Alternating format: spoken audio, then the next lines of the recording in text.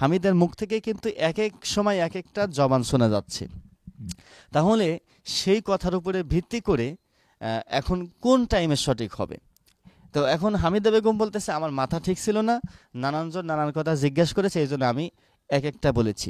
তা আসলে আমার মনে হয় সঠিক যেই ঘটনাটা, সেই ঘটনা যদি ঘটে, আমার মস্তিষ্ক যত কিছুই হোক না কেন, আমার তো সঠিক ঘটনা মনে থাকবেই।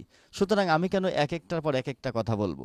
তো এখানে হামিদা বেগমের এই কথাটাতে আমরা একটু অনেকটা কনফিউজ আছি যে আসলে এই ঘটনাটা কখন ঘটেছে, কিভাবে ঘটেছে।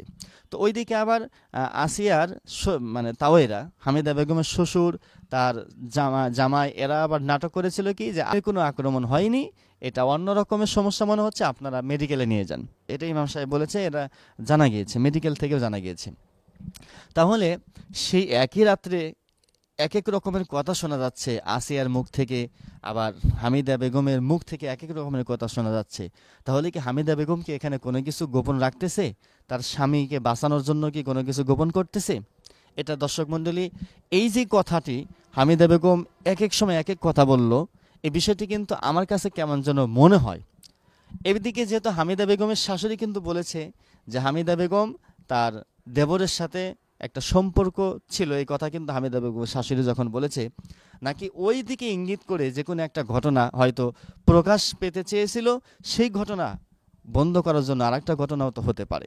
দর্শক মণ্ডলী, জড়িত থাকে যে বা যাহারা, হোক হামিদা বেগমের শাশুড়ি, হোক হামিদা বেগমের দাদি শাশুড়ি, হোক হামিদা বেগম, যেই জড়িত হোক না কেন, অবশ্যই তাদের শাস্তি আমরা অবশ্যই পেতে চাই।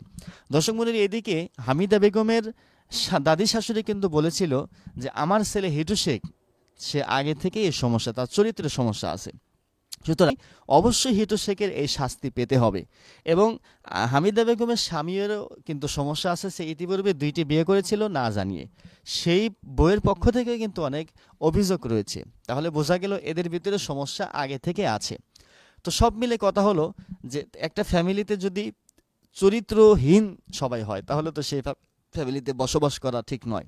তো হামিদা বেগমের এখানে আগে থেকেই উচিত ছিল, যেই ফ্যামিলিতে তার নিজের সতীত্ব নিরাপদ থাকে না, স্বামী চলে যাওয়ার পরে শ্বশুর এসে ভোগ করে, সেই ফ্যামিলিতে আদৌ হামিদা বেগমের থাকা ঠিক হয়নি।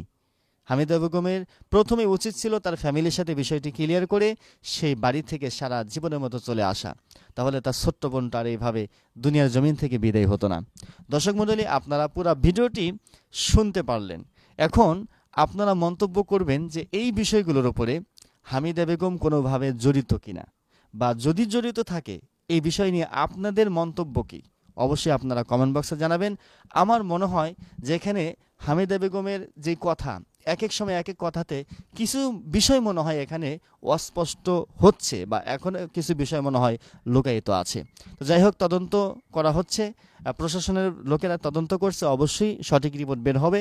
আশা করি আপনারা বিষয়টি বুঝতে পেরেছেন।